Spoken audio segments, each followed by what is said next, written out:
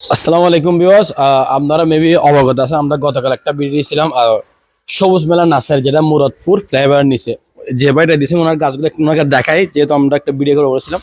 এটা হচ্ছে আমাদের ফারামপাড়া কেন্দ্রীয় জামা মসজিদ রেকর্ড লাগাই দিয়েছে আর কি। ধন্যবাদ লিখবো আপনাকে সবুজ মেলা নার্সারি। হ্যাঁ, ওনাদের পক্ষ থেকে ধন্যবাদ। এই দেখেন ভাই আপনার গাছ একটা এখানে, আরেকটা কোথায় এটা না, আরেকটা হচ্ছে এখানে দেখেন, এটা হচ্ছে তুলসী গাছ। তুলসী না, এগুলো উনিও ওনার থেকে নিয়েছিলাম কতগুলো, আর কতগুলো তো দিয়েছে আমাদের এগুলো। আর এগুলো যারা দেখতেছেন বিশেষ করে এখানে, এগুলো আমাদের এক প্রবাসী ভাই, অনেক প্রবাসী ভাই যখন আমরা একটা ফুস করছিলাম তারা আমাদের কিছু এমন দিয়েছিল নাম অনচ্চুক, তাদের গাছগুলো বড় ছিল মাশাল্লাহ।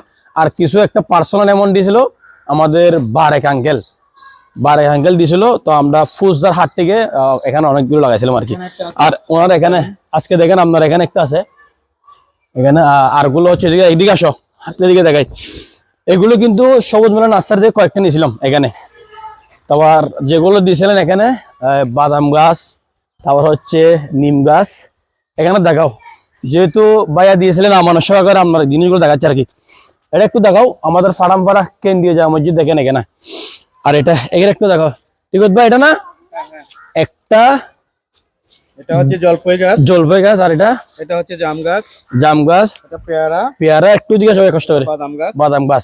আর গুলো কোথায়? আরগুলো সামনে আছে। হ্যাঁ, এগুলো দেখাতে হবে অবশ্যই ভাই, এদিকে আসেন। আপনার গাছ যেগুলো দিয়েছেন আমার সকালে অবশ্যই দেখাতে হবে না, যেহেতু ভাই দিয়েছেন আমাদের সবুজ মেলা নার্সারি, যেটা মুরাদপুর ফ্লাইওভারের নিচে। এবার আমাদেরকে গিফট করছে আর কি, মসজিদের জন্য হাদিয়া দিয়েছে। তো এটা হচ্ছে নিম গাছ, আপনার নিম গাছ দেখেন এখানে, ইনশাআল্লাহ উপকার হবে। আর হচ্ছে লেবু গাছ, এটা না? হ্যাঁ, এটা লেবু গাছ। নিম গাছে দুইটা দিয়েছে মনে হয়। হ্যাঁ, দুইটা। আর একটা এখানে জুম দিয়ে দেখো একটু ভাইয়া ওনারটা, এটা এখানে। তো আর এখানে কিন্তু কবরস্থানে অনেকগুলো আছে, কবরস্থানে আছেন।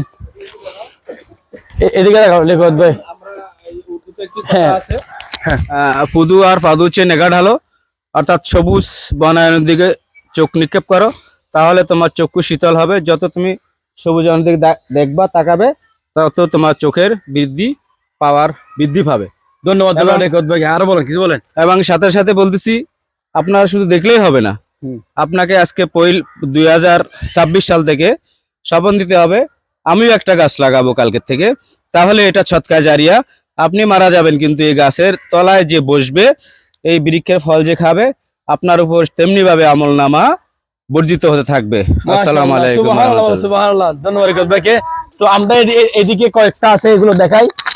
এখানে কিন্তু অনেক প্রবাসী, যেহেতু তারা বিদেশ চলে গেছে। এখানে একটা ছিল, এটা কই ভাই?